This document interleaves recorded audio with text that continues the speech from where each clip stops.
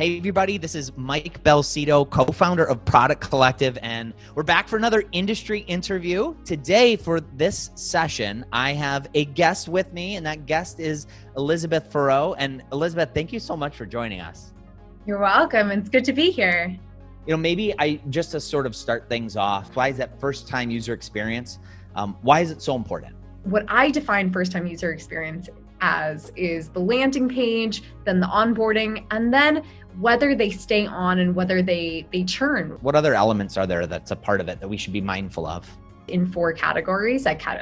The first is landing page. The landing page is really important for our low intent users, someone who's just coming on from a Google search, rather than our high intent users, someone who's coming on from a referral, some word of mouth, coming on from a newsletter. Second thing that I look for is the aha moment at 1 minute. 1 minute magic moment, and then the 5-minute magic moment. There isn't just like one defined set of time. It's sort of the 1 minute and that 5-minute mark. Maybe you could talk a little bit more about that. Super good question, Mike. So 1 minute, very, very little information, but what's the value you can give me?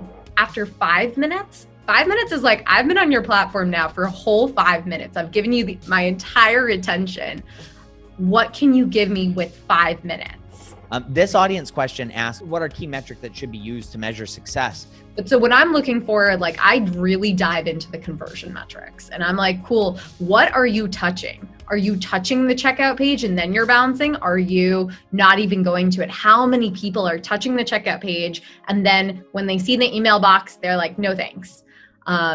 And how much time are they spending on that? We can kind of make assumptions based off it. For example, for an e-commerce platform, you know, if something's already in their cart and they have to enter in their email, and they're not going through that entire process. The audience members, their team is trying to build the onboarding process right now from scratch though. So the question is, where should we start? One, highly make sure that your analytics is set up.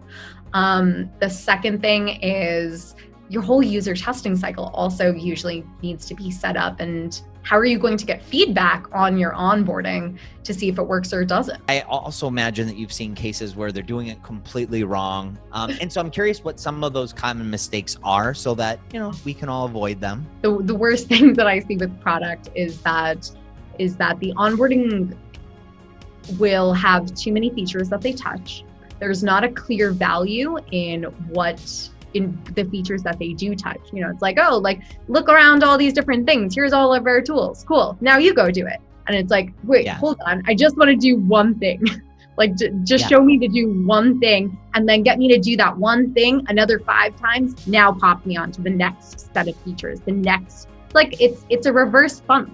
And so the question was, has the product-led growth movement had any impact on best practices around UX onboarding in particular? Or, you know, again, thinking specifically about that first-time user experience? I'm sure it has. I talk to growth people all the time who are like, oh yeah, this sounds amazing. First-time user experience and making sure that onboarding works and conversion is actually making it through and reducing churn. What's your take on sort of the white glove? Are there pros and cons, I guess, to that sort of person-to-person white glove experience? Cost-wise, let's look at the cost. So if you're onboarding someone and they cost $20 an hour plus whatever server costs of the product and so on, it is an expensive onboarding process. The experience to the user starts before they hit that landing page. As product people, like, how should we handle all of that?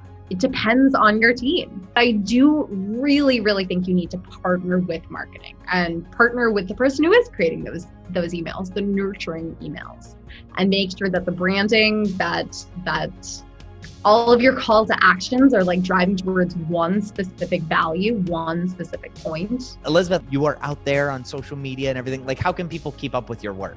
If they have a specific question, I'm super happy to answer emails. My email is elizabeth@productmindset.xyz. Yes, I use .xyz ending domain name, but I can pop that in the chat. Otherwise, I'm on the Twitters, the LinkedIns. Feel free to connect. I'd love to see who is around. Awesome. Well, Elizabeth, I really appreciate you getting together with me this afternoon.